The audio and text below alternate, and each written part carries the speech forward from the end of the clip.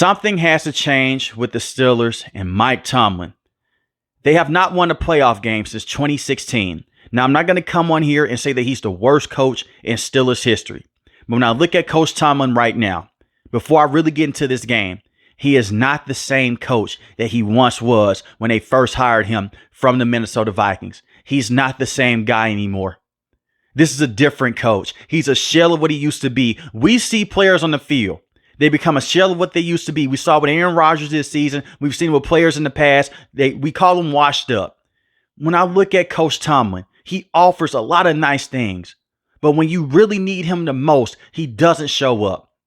Now, the excuses you can make for Coach Tomlin, he's had terrible quarterback play within the last few years. Kenny Pickett, Mitch Trubisky, Mason Rudolph last season. They made the NFL playoffs, but they lost in the first round to the Buffalo Bills. So Mason Rudolph was your starting quarterback. A couple of years before that, you saw Big Ben go to the NFL playoffs, and they lost. But Big Ben was a shell of what he used to be. So I understand those situations. Big Ben wasn't going to be the same guy after he tore his elbow. But something is very interesting here.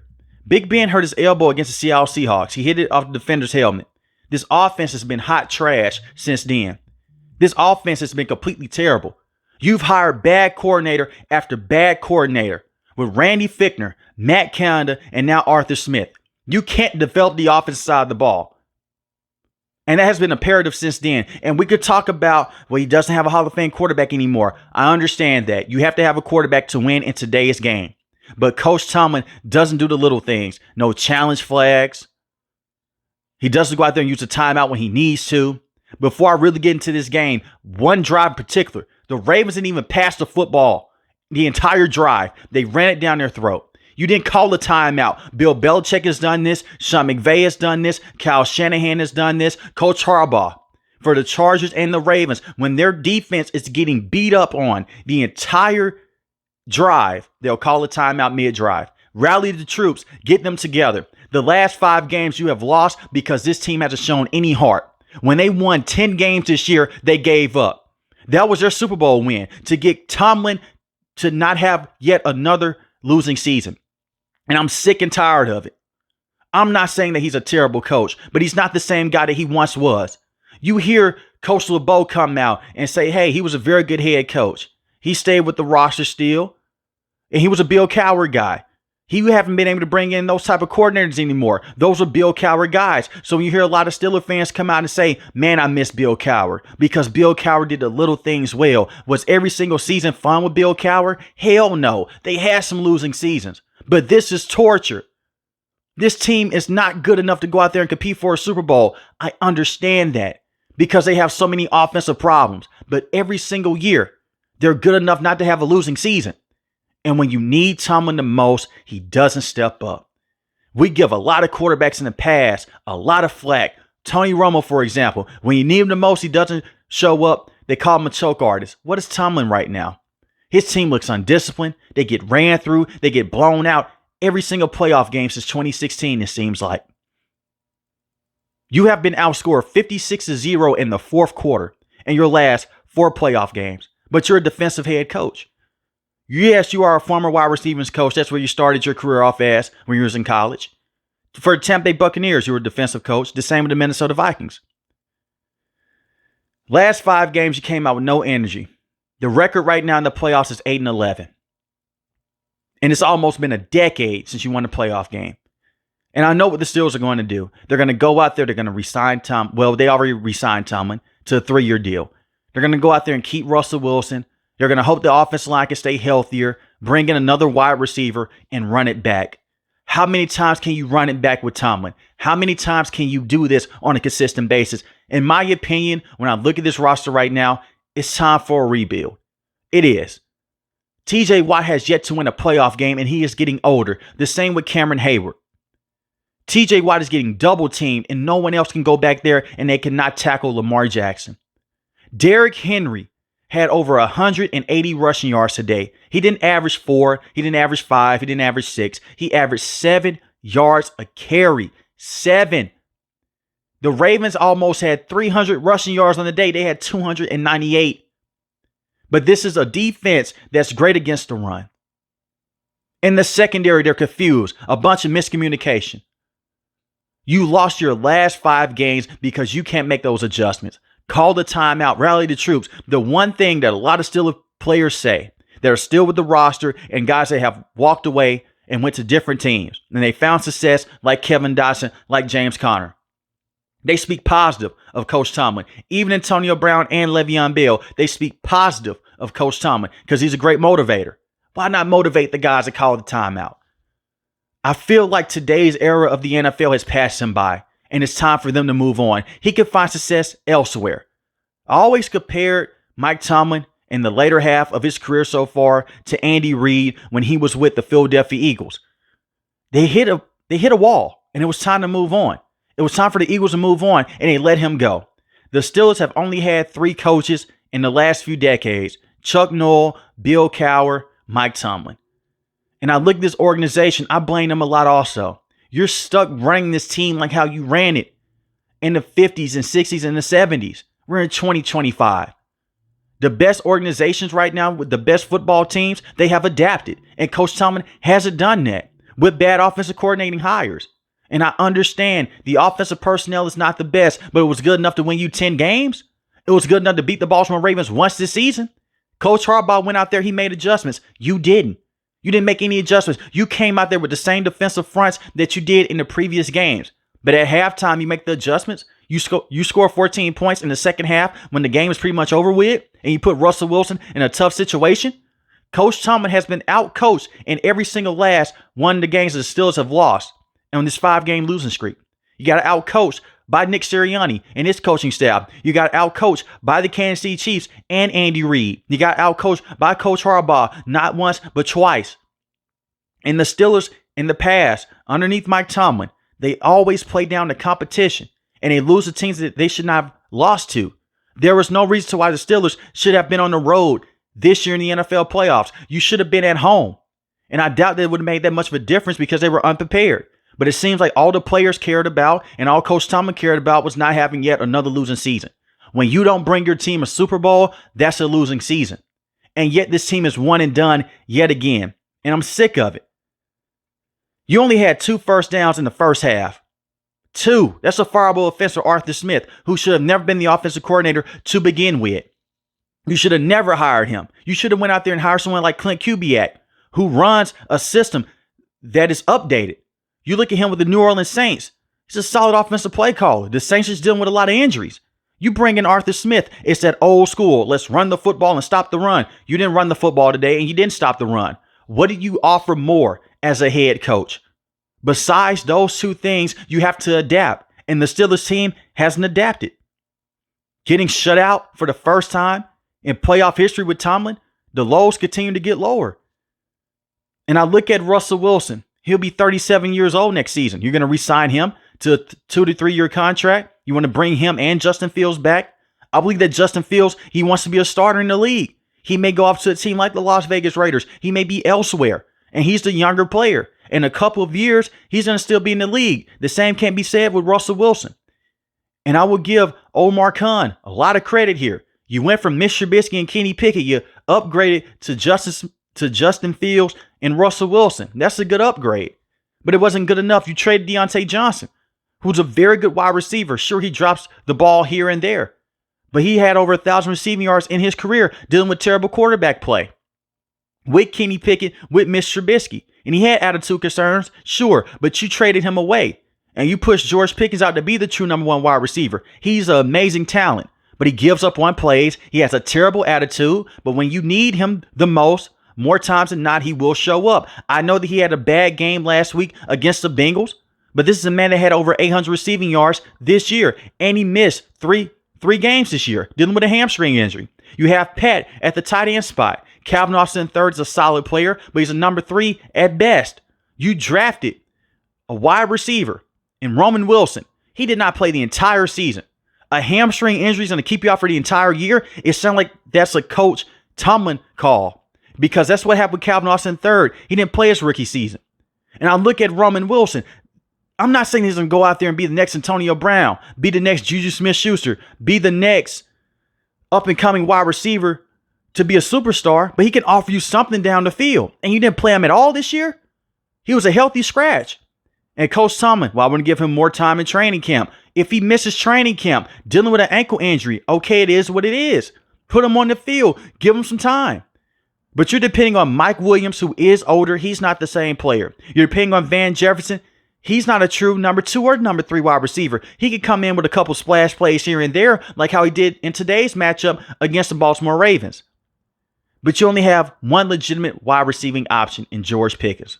I know this organization, they're going to go out there, they're going to run it back with Tomlin, they're going to run it back with Russell Wilson, they're going to add in a wide receiver in the first round because this team does so well with drafting wide receivers in the first round. Whatever. They're going to go out there, draft a receiver, and hope the offensive line can get healthier. James Daniels, this is a man that was a very good guard this year. He tears his Achilles against the Indianapolis Colts. You put Mason McCormick right there. Mason McCormick was a very good player. He missed this game dealing with a hand injury. I look at Broderick Jones. I hope Broderick Jones never plays another down of football for his team ever again. He's terrible. He was never supposed to be a starter to begin with. He allowed 10 sacks this year, and he's a penalty machine. Broderick Jones is terrible. But Troy Fautanu was supposed to come in and be that starting tackle. He got injured early in the season. In practice, he dislocated his knee. Maybe he could come in next year and he could be a better player at that position. Pretty much, you listening to this video, you're a better player than Broderick Jones. He's terrible. He's a bust right now. You can say give him more time. Troy Fautanu and less snaps this season look better than Broderick Jones has ever did with the Steelers. And I look at Dan Moore Jr. He's not too much better. So you do need tackle help. The personnel is not the best, but for you to go out there and not win a playoff game in 9 years, that's not a good look. And I said this last year when he brought Matt Canada back and when he first hired Matt Canada because he's close friends with him off the field. Matt Canada was so bad. He's one of the few coaches that the Steelers have fired during the season. They let him go and the offense looked better. You had Eddie Faulkner out there, running backs coach, calling plays. The offense was so bad you had 2 people calling plays with the offense, holding offensive meetings. That is how bad the offense was last season. But yet they made the playoffs. Tomlin as a regular season coach, very good. Never had a losing season. I don't care about that record, but you can bring that up. For some teams in this league, he can be a miracle worker. For this organization, he's grown stale. He's not the same guy. The message isn't the same. A 5-game losing streak is egregious to have when you have talent like Alex Highsmith, when you have talent like TJ Watt. You have a generational pass rusher. Generational. And I feel bad for TJ Watt, man. He's suffering the same fate as JJ Watt. Can't have the postseason success. I just feel bad for him. I feel bad for Mika Fitzpatrick because those guys are going out there, they're trying. In the defense, they did get ran over today. But for this entire season, even dating back to last year, they're taking the football away. They're putting the offense in good situations. And yet Tomlin goes out there when the team wins by 3 points or 6 points. Man, we did everything right today. We executed well, but we have to play better. You've been saying the same thing since 2020. You've been saying the same message over and over again. He comes out as a nice motivational speaker in the press conferences. Yes. And I still like Coach Tomlin as a head coach, just not for this organization. It's time to move on. It's time to script this team down. Because by the time, if you ever get the offense figured out with Coach Tomlin, because he's so stubborn, if you ever figure this offense out, TJ Watt at that time may be behind his prime. And he had a down year this year. Cameron Hayward's not going to play forever. And I look at Patrick Queen, up and down this season. Terrible against the Baltimore Ravens in the last 2 games. Terrible. I see why they were happy with letting him walk. Terrible. In coverage and against the run. And I look at Coach Austin, because I didn't forget about him either. Arthur Smith is a terrible offensive coordinator. Coach Austin does a couple of good things. But you guys can go back and listen to the videos a couple of years ago when they had Brian Flores on this defensive staff and he was a linebackers coach. I was upset. Why not let him be the defensive coordinator? He's a better defensive mind than Coach Austin ever will be. They didn't make defensive adjustments to the second half. You didn't run any twists. You didn't run any stunts up front.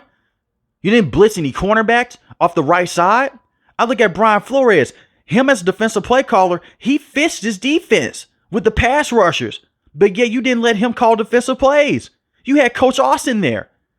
And I know in the PA area, a lot of people that love Coach Austin, he does so many good things. I can't tell. Most of the time when you're watching the Steelers defense, players are just making big time plays. It has nothing to do with coaching. It's just TJ Watt going back there being a freak. It's just Alex Highsmith going back there and putting a lot of pressure on the opposing quarterback. And the same with Cameron Hayward. They don't move guys around.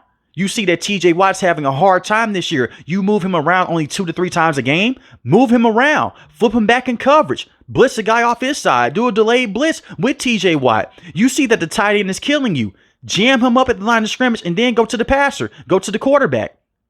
And another thing that pisses me off with the Steelers players over the last few years, when they're down big, these boys are celebrating when they get a touchdown.